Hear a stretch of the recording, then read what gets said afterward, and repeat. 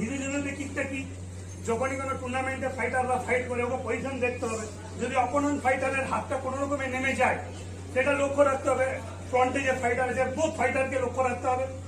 আমি যে হিজি জুডোকে ইউজ করবে তাকে লক্ষ্য রাখতে হবে যে ফাইট করতে করতে যদি অপোনেন্ট ফাইটারের একটা হাত নেমে যায়, তার যদি ফেস ফাঁকা থাকে জাস্ট হিজি জুডোতে আমি ফেসেই অ্যাটাক করতে পারি। হিজি জুডোতে তোর শোল্ডার বা বাহুতে হিজি জুডোতে অ্যাটাক হতে পারে। যদি হাত না নামে ওর রিপ ফাঁকা থাকে, রিপে হিজি জুডোতে আমরা অ্যাটাক করতে পারি। মোস্ট পাওয়ারফুল কিক একটা হিজি জুডোতে। আমাদের সেন্সি আবার কাউন্ট করবে, আমি জাস্ট ফেসেও অ্যাটাক করে 3 বার দেখাচ্ছি।